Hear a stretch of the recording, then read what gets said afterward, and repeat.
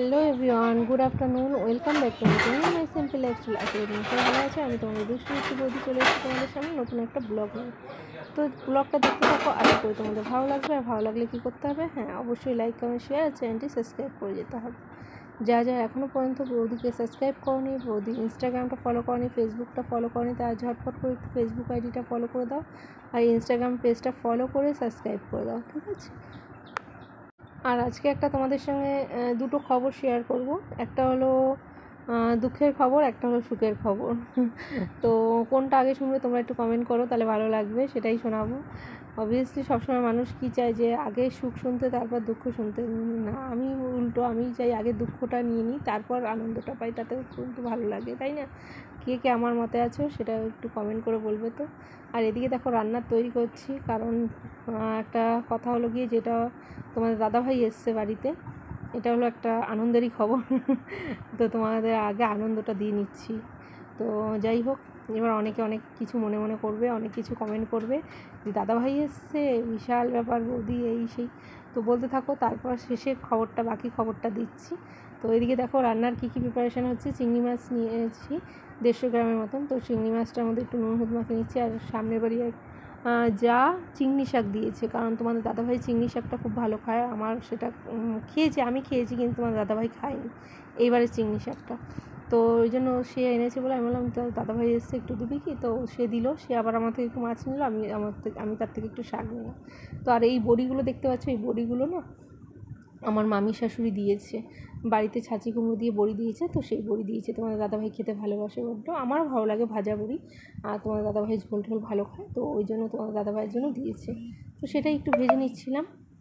আর এদিকে দেখো তোমার দাদাভাইয়ের সঙ্গে কথা বলছিলাম রেগে রেগে, আবার একটু তোমার দাদাভাইয়ের সঙ্গে না বেশিক্ষণ রেগে থাকা যায় না, উল্টোপাল্টা কথা বলে হাসিয়ে দেয়।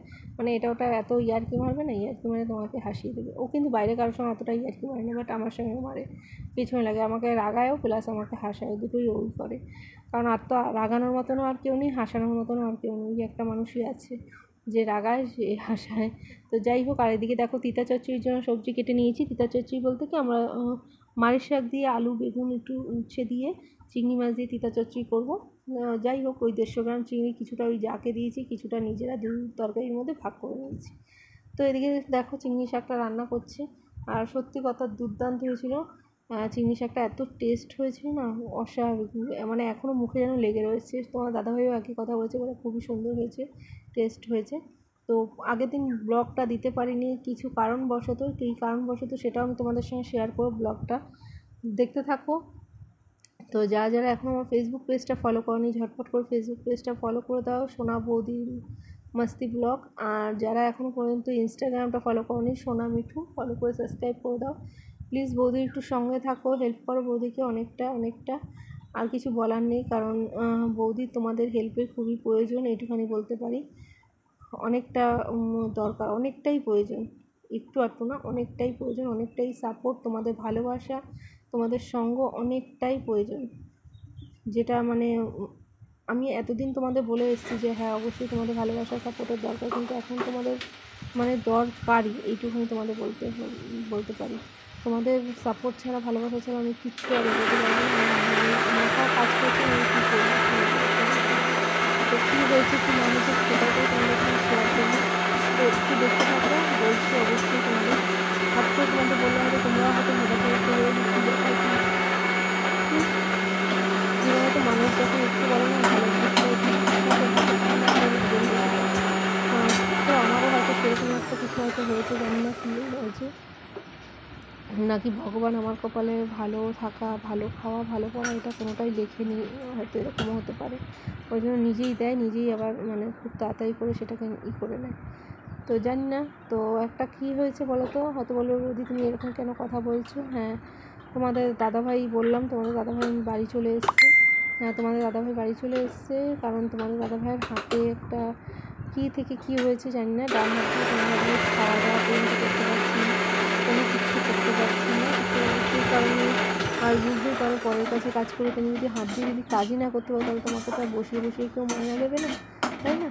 তো এইসব সমস্যার জন্য না প্রচণ্ড মানে টেনশানে আছি। হঠাৎ করে কী হয়ে গেল এমন, কি তোমাদের দাদাভাই, যার জন্য তোমাদের দাদাভাই আজ 1 মাস ধরে না হাত দিয়ে, ডান হাত দিয়ে খেতে পারছে না, বসতে পারছে, মানে হাতের উপর, ডান হাতের উপর কোনো রকম কোনো প্রেশার দিতে পারছে না, কোনো কিছু তুলতে পারছে না, কোনো কিছুই করতে পারছে না, যা করছে মোটামুটি বাঁ হাত দিয়ে।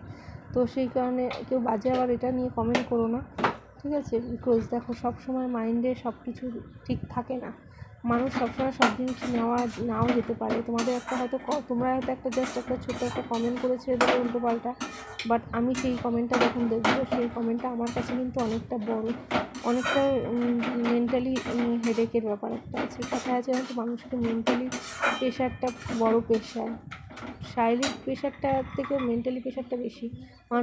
মানুষ শারীরিক প্রেশারটা, শারীরিক টর্চারটা নিতে পারে, বাট মেন্টালি টর্চারটা নিতে পারে না সবসময়। তো সেই জন্য বলছি, এমন কিছু কমেন্ট করো না এই কথাটার অ্যান্সারে, উল্টোপাল্টা এমন কিছু কমেন্টে অ্যান্সার দিও না যেটা মানে শুনতেও খারাপ লাগে, প্লাস আমার উপর আরও মেন্টালি মানে টর্চার হোক। কারণ এমনি বুঝতেই পারছো, একটা যে রোজগার করে আমার সংসারে, সেই মানুষটা যদি হট করে একটা মানে এরকম একটা সমস্যা হয়, তাহলে কোন জায়গাটায় যে আমি টেনশানে, আমি অলরেডি তোমরা দেখেছি আমি একটা ঘরে হাত দিয়েছি, অলরেডি সেখানে আমি একটা লোন করে একটা ঘরে হাত দিয়েছি। তোমরা হয়তো বিশ্বাস করবে কি না জানি না, আমার অনেক টাকা অলরেডি লোন করা হয়েছে, সেই লোনের মাধ্যমে আমি ঘরটায় হাত দিয়েছি। কারণ আমাদের মতো মধ্যবিত্ত ফ্যামিলিতে আমাদের পক্ষে সম্ভব না যে একসঙ্গে আমাদের এত টাকা আমাদের নেই, আর একটা এমনি জাস্ট চাকরি করার মানুষের পক্ষে এত টাকা বের করা সম্ভব হয় না। একটা ঘর করতে গেলে এখনকার দিনে বুঝতেই পারো কত টাকা। তাও আমরা তো পুরো ঘরটা ছাদ দিচ্ছি না, জাস্ট একটা রুম মানে করে ছাদ দিচ্ছি, যাতে ঝড় বৃষ্টির হাত থেকে রক্ষা পাওয়ার জন্য ওটা করা। তো যাই হোক, যেটাই করা যাবে, আর কি বলবো, কিছু বলার নেই। মাথায় টেনশানে কোনো কাজ করছে না। তো যেই মানুষটার উপর সব কিছু, আমার তো আর এখান থেকে এমন কিছু ইনকাম করি না আমি যে হ্যাঁ চলো পার মান্থ আমি এখান থেকে ভালো একটা অ্যামাউন্ট ইনকাম করি, তাতে আমাদের সমস্যা হওয়ার কোনো কথা নেই, এটা আমার হয় না, এটা করি না আমি। তো সেই জন্যই বলছি তোমাদের, প্লিজ তোমরা একটু সাপোর্ট করো, বৌদিকে অনেক অনেক ভালোবাসা দাও, যাতে বৌদি এখান থেকে ভালোভাবে একটা ইনকাম করতে পারে, যাতে যেটা দিয়ে অন্তত আমি আমার ফ্যামিলির পাশে দাঁড়াতে পারি এই মুহূর্তে। এটাই তোমাদের কাছে চাওয়া পাওয়া, আর কিছু না। তোমরা অনেকেই আমাকে ভালোবাসা দিয়েছো, অনেক ভালো ভালো কমেন্ট করেছো, অনেক সাপোর্ট করেছো এতদিন ধরে। আগেও জানি আমি তোমরা আমাকে অনেকটা ভালোবাসা দেবে, কিন্তু এই পরিস্থিতিটার মধ্যে মানে আমি তোমাদের কীভাবে বলবো, বোঝানো মানে বলার বাইরে। বিশ্বাস করো, প্রচণ্ড পরিমাণে আমার মানে টেনশন কাজ করছে, মানে কীভাবে তোমাদের বলবো বুঝতে পারছি না আমি সেটা। তো প্লিজ সবাই একটু অনেক অনেক ভালোবাসা দাও, অনেক অনেক সাপোর্ট করো, আর সবাই অনেক প্রে করো যাতে আমার দাদাভাই খুব তাড়াতাড়ি ভালো হয়ে যায়, সুস্থ হয়ে যায়, যেন আবার সে কাজবাজ করতে পারে। কারণ তোমরা সকলেই দেখেছো আমার বাচ্চাটা অনেকটা ছোট, আর এদিকে আমি ঘরে হাত দিয়েছি, দেখো মানুষ রোগটা বুঝবে না, লোন পেট হয়তো তাও বুঝবে এটা ওটা খেয়ে, কিন্তু মানুষ যখন টাকা পাবে না, তখন টাকাটা যখন না দিতে পারবে, তখন কিন্তু মানুষ এই জিনিসটা বুঝবে না, তখন এসে মানুষ চিৎকার করবে, বলবে পয়সা দাও। তো সেই কারণে বলছি যে প্লিজ একটু তোমরা অনেকটা ভালোবাসা দাও, অনেকটা সাপোর্ট করো বৌদিকে এই সময়টা অন্তত। বৌদি তো কোনো দিন তোমাদের এইভাবে বলেনি। হ্যাঁ, বৌদি তোমাদের সবসময় বলছে তোমরা আমাকে ভালোবাসা দিয়ে সাপোর্ট করো, কিন্তু বাট আজকে আমি তোমাদের কাছে রিকোয়েস্ট করছি যে তোমাদের ভালোবাসা আর সাপোর্ট ছাড়া আমি কোনো কিছুই এগোতে পারবো না। আর এদিকে দেখতে পাচ্ছি মাংস, তো মাংসটা হলো গিয়ে কি, ছেলের তো জন্মদিন ছিল, তো জন্মদিনের দিন খাওয়া হয়নি যেহেতু দোল পড়েছিল। তো পরের দিনকে তোমাদের দাদাভাই আসার সময় 500 মাংস নিয়ে এসেছিলো, ছেলে বারবার মাংস খেতে চাইছিলো, তো সেটাই মেখে নিচ্ছিলাম, একটু মাংসটা মেখে টেকে রেখে দিচ্ছিলাম, যাতে মানে যতটা মেখে দাবিয়ে রেখে দেবে না, ততটা মাংসটা ভালো নরম হয়। আর আমাদের কিন্তু মানে ছাল শুদ্ধ চামড়াটা শুদ্ধ একদম মাংস বিক্রি হয়, তো সেখানটা একটু যদি মেখে ঢুকে রাখো না, ভালো সফট হয় মাংসটা, আমি দেখেছি। তোমরা একবার ট্রাই করে দেখো, তেলে মশলা কিছুটা দিও, আর কিছুটা মশলা দিয়ে তুমি মাংসটা দেবিয়ে রেখে দিও একটু আধ ঘন্টা 1 ঘন্টার জন্য, দেখবে ভালো মাংসটা সফট হয়। বাট আমার দ্বারা মাংস দাবিয়ে 1 ঘন্টা রাখা হয়নি, কারণ দেরি হয়ে গেছিলো, রান্না করতে করতে অনেকটা সময় হয়ে গেছিলো, তো দাবিয়েই সঙ্গে সঙ্গে বসিয়ে দিয়েছি। আমার প্রথমে হয়েছিল আলু দেবো না, তো তোমার দাদা ভাই আর ছেলের আবদারে আলু দিতে হলো, কিন্তু জানো তো আলু দিতে হয়েছে, লাস্টে আলুটা কিন্তু আমিই খেয়েছি, ওরা কেউই খায়নি, মানে শুধু শুধু মানে আলুগুলো দেওয়া হলো। আর আমি এখন একা যখন থাকি না, মাংস করলে আলু দিই না একদম, মানে আমার ভালো লাগে না আলুটা যতটা পারি আমি স্কিপ করার চেষ্টা করি। তো তোমরা কারা কারা আমার মতন এরকম আলু স্কিপ করে মাংস খাও, একটু বলবে তো কমেন্ট করে, ঠিক আছে? তো চলো দেখে নাও, এদিকে রান্নাবান্না কমপ্লিট করি। আর যারা যারা এখনও পর্যন্ত আমার চ্যানেলগুলোকে সাবস্ক্রাইব করোনি, ফলো করোনি, ঝটপট করে প্রত্যেকটা চ্যানেল সাবস্ক্রাইব করে দাও, ফলো করে দাও, ঠিক আছে? আর কোনো কথা হবে না। Tata, bye bye, good night, ভালো থেকো সবাই। গুড নাইট বলে দিলাম কেন বলো তো, কারণ রাত্রেবেলা আদৌ ভিডিও দেবো কি না, মন মেজাজ তো ভালো নেই, তো ওই জন্য এখন থেকে তোমাদের গুড নাইট বলে দিলাম। যদি ভালো লাগে ওইদিকে দেখো মাংসটা দাবিয়ে রেখে দিয়েছি, ওইদিকে আলু ভেজে নিচ্ছি। আর যদি ভালো লাগে ভিডিওগুলো প্লিজ অনেক অনেক অনেক শেয়ার করে দিও। ওকে, চলো টাটা, বাই বাই। আবার গতকাল দেখা হবে। আর এই দেখো আঙ্গুর নিয়ে এসেছি ছেলের জন্য। তো ছেলেকে তো আর সেই আঙ্গুর খায়নি, আমিই খাচ্ছি, একটু তোমাদের নকশা করে করে দেখিয়ে দেখিয়ে আঙ্গুর খাচ্ছি। কেমন লাগছে? আবার কেউ কেউ বলো যে এই বলে তোমার মাথায় মানে টেনশন, এদিকে মাংস খাচ্ছ, আঙ্গুর ফল খাচ্ছ। দেখো আমার বাচ্চার জন্য জাস্ট ওই কটাই আঙ্গুর নিয়ে এসেছিলো, আমার বাচ্চা খায়নি, তাই আমি ওই কটা আঙ্গুর নিজে খেয়ে নিয়েছিলাম।